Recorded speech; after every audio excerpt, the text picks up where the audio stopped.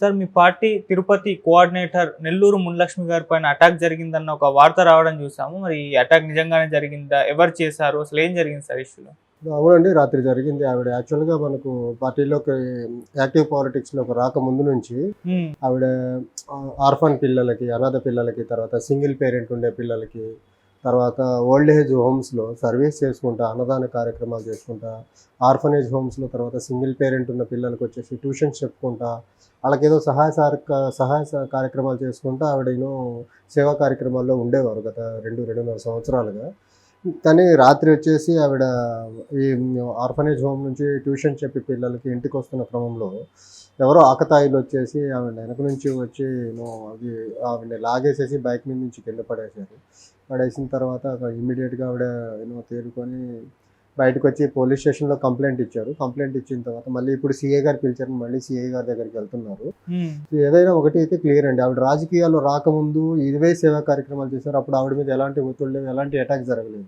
The moment ఆవిడ పాలిటిక్స్‌లోకి enter అయ్యి సేవా కార్యక్రమాలు చేస్తూ మా పార్టీ గురించి, పార్టీ మేనిఫెస్టో గురించి, పార్టీ విధి విధానాల గురించి ప్రజల్లోకి తీసుకెళ్తున్న తరుణంలో ఇక్కడ ఎవరైతే ఆ తిరుపతిలో లోకల్ లీడర్స్ ఉన్నారో వాళ్ళకది నచ్చకుండా ఉండుండొచ్చు. లేకపోతే మనకు ఒక ఆల్టర్నేట్ శక్తిగా ఈవిడ ఎదుగుతుందనే ఒక భయాందోళనలో ఉండి ఇలాంటి వాళ్ళని ఆదిలోనే మనం అంతం న్యూట్రల్ చేయాలి. లేకపోతే మనకు రాబోయే రోజుల్లో వీళ్ళొక థ్రెట్‌గాను లేకపోతే ఒక ఫార్మిడబుల్ అపోజిషన్‌గా తయారవుతారని ఒక భయంతో చేసినట్టుగా అనిపిస్తుంది తప్ప దీంట్లో ఇంకొకటైతే కనపడట్లేదు. వాళ్ళు ఇంకోటి కూడా గుర్తుంచుకోవాలి. వాళ్ళ దగ్గర మంది మాగదులు ఉండొచ్చు, డబ్బు ఉండొచ్చు, రౌడీ మూకలు ఉండొచ్చు. కానీ మా పార్టీకి ప్రజా మద్దతు ఉంది.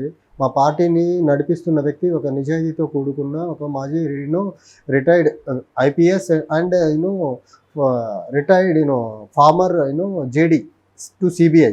సో మాకు ఒక పవర్ఫుల్ వ్యక్తి ఉన్నారు. మీరు ఇలాంటి ఆకతాయి పనులు చేసి భయాందోళన సృష్టించి బయటకు వచ్చిన లీడర్స్ని పర్టికులర్లీ మహిళల మీద ఏదో చేస్తాము, బెదిరిస్తామంటే మీ ఉడత ఊపులకు భయపడేదానికి జయభారత్ పార్టీ లీడర్స్ కానీ క్యాడర్ కానీ సిద్ధంగా లేదు. మీరు ఇలాంటి చర్యలు ఇక్కడితోనే ఆపేస్తేనే బాగుంటుంది. ఇలాంటివి ఇంకా పునరావృతం కాకుండా ఉంటే బాగుంటుందండి. ఇలాంటివి నెక్స్ట్ ఏదైనా రిపీట్ అయితే మాత్రము చాలా పెద్ద మొత్తంలో ఎక్కడైతే జరుగుతుందో అక్కడ వాళ్ళ ఉన్న లీడర్స్ వాళ్ళ ఇళ్ళ ముట్టడి చేసే కార్యక్రమం చేసేదానికి కూడా మేము వెనకాడబోము. ఓకే. అంటే ఏ పార్టీ చేయించిందని అనుకోవచ్చు? అంటే ఏ పార్టీ అనేది ఇప్పుడు పోలీసులు డిసైడ్ చేయాలి ఎవరు ఏంటిది అనేసి. వాళ్ళు చేయడం కూడా ఏంటంటే అది బాగా చీకటిగా ఉంది. కొన్ని మా వచ్చిన వీడియోస్ చూస్తే చాలా చీకటిగా ఉంది. ఈవెన్ సీసీటీవీ కెమెరాస్ కూడా అక్కడ సీసీటీవీస్ కూడా ఉన్నట్టు నాకైతే కనిపించట్లేదు. సో అది వాళ్ళు చాలా క్లియర్గా ప్లాన్గా చేశారనమాట. ఎందుకంటే ఈవిడ పని చేసుకుంటా సేవా కార్యక్రమాలు చేసుకుంటా తర్వాత యాక్టివ్గా మా పార్టీ ఒక భావాల్ని జనాల్లోకి తీసుకెళ్తున్నాం. అవతల వాళ్ళకి మేబీ అది ఖచ్చితంగా థ్రెట్‌గా పరిగణించి వాళ్ళు ఈ చర్యకు దిగజారి ఉంటారనేసి మాకు అనిపిస్తూ ఉందండి. అసలు తిరుపతిలో పరిస్థితి ఎలా ఉంది? క్యాండిడేట్లు కానివ్వండి, ఎలా ఉంది అసలు అక్కడ? మా మునిలక్ష్మి గారు చాలా యాక్టివ్గా పనిచేస్తున్నారంటే తను రెగ్యులర్గా చేసే సేవా కార్యక్రమాలతో పాటు పార్టీ రిలేటెడ్ ఏవైతే మా మేనిఫెస్టో ఉందో తర్వాత పార్టీ భావజాలాన్ని కానీ వివిధ రూపాల్లో ఆవిడ జనాల్లోనే ఉంటున్నారన్నమాట. మేబీ దానివల్ల వాళ్ళు ఆవిడ డైరెక్ట్గా ఆవిడతోనే చెప్పారంట, మీకు ఇవన్నీ ఎందుకు, మీరు ఏం చేయాలనుకుంటున్నారు రాజకీయాల్లో ఉండి, మీ పనులేవో మీరు చేసుకోకుండా మీకు రాజకీయాలు ఎందుకు అంటే సామాన్యులు వచ్చి రాజకీయాలు చేయకూడదా?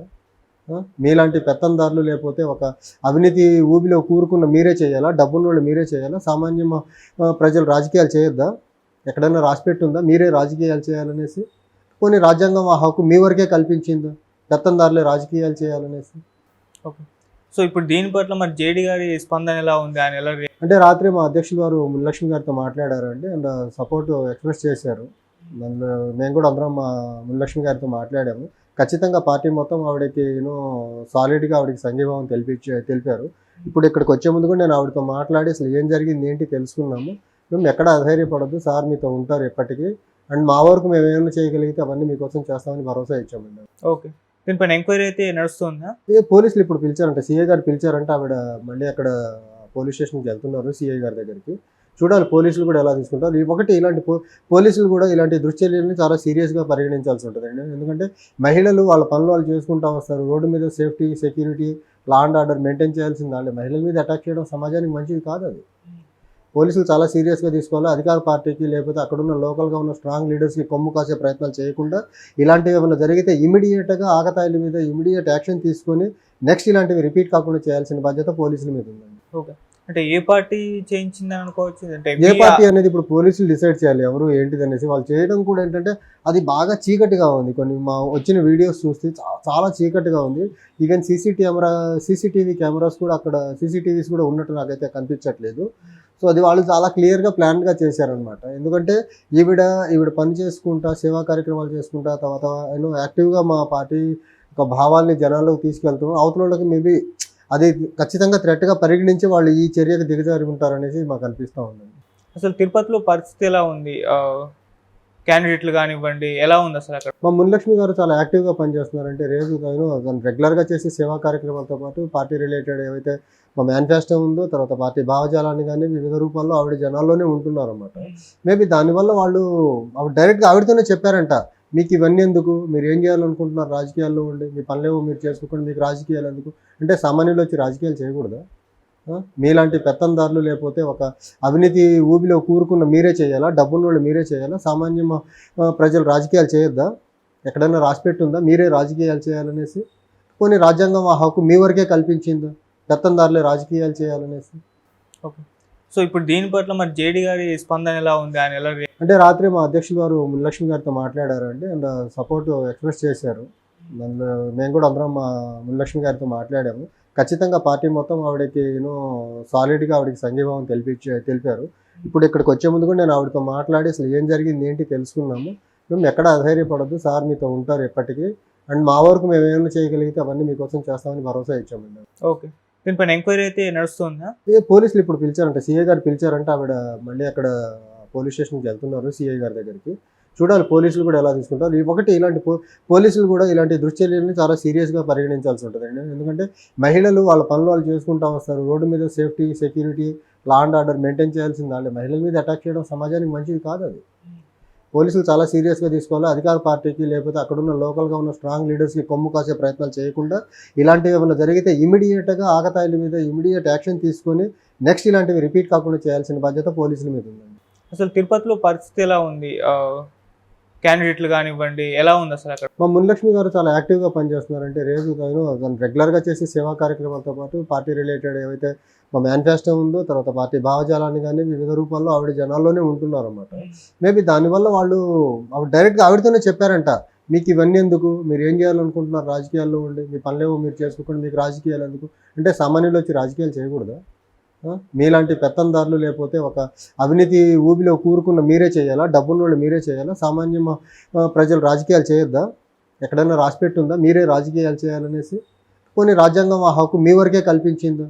పెత్తందారులే రాజకీయాలు చేయాలనేసి? ఓకే. సో ఇప్పుడు దీని పట్ల మరి జేడీ గారి స్పందన ఎలా ఉంది? ఆయన ఎలా అంటే రాత్రి మా అధ్యక్షులు గారు మునిలక్ష్మి గారితో మాట్లాడారండి. అండ్ సపోర్ట్ ఎక్స్‌ప్రెస్ చేశారు. మేము కూడా అందరం మా మునిలక్ష్మి గారితో మాట్లాడాము. ఖచ్చితంగా పార్టీ మొత్తం ఆవిడకి సాలిడ్‌గా ఆవిడకి సంఘీభావం తెలిపారు. ఇప్పుడు ఇక్కడికి వచ్చే ముందు కూడా నేను ఆవిడతో మాట్లాడి అసలు ఏం జరిగింది ఏంటి తెలుసుకున్నాము. మేము ఎక్కడ అధైర్యపడొద్దు, సార్ మీతో ఉంటారు ఎప్పటికీ. అండ్ మా వరకు మేము ఏమైనా చేయగలిగితే అవన్నీ మీకోసం చేస్తామని భరోసా ఇచ్చామండి. ఓకే. దీనిపైన ఎంక్వైరీ అయితే నడుస్తుందా? పోలీసులు ఇప్పుడు పిలిచారంట, సీఐ గారు పిలిచారంటే ఆవిడ మళ్ళీ అక్కడ పోలీస్ స్టేషన్కి వెళ్తున్నారు సీఐ గారి దగ్గరికి. చూడాలి పోలీసులు కూడా ఎలా తీసుకుంటారు. ఒకటి ఇలాంటి పోలీసులు కూడా ఇలాంటి దుశ్చర్యలను చాలా సీరియస్గా పరిగణించాల్సి ఉంటుందండి. ఎందుకంటే మహిళలు వాళ్ళ పనులు వాళ్ళు చేసుకుంటూ వస్తారు. రోడ్డు మీద safety, security, law and order maintain చేయాల్సింది వాళ్ళే. మహిళల మీద అటాక్ చేయడం సమాజానికి మంచిది కాదు. అది పోలీసులు చాలా సీరియస్గా తీసుకోవాలి. అధికార పార్టీకి లేకపోతే అక్కడున్న లోకల్గా ఉన్న స్ట్రాంగ్ లీడర్స్కి కొమ్ము కాసే ప్రయత్నాలు చేయకుండా ఇలాంటివి ఏమైనా జరిగితే ఇమీడియట్గా ఆకతాయిల మీద ఇమీడియట్ యాక్షన్ తీసుకొని నెక్స్ట్ ఇలాంటివి రిపీట్ కాకుండా చేయాల్సిన బాధ్యత పోలీసుల మీద ఉందండి.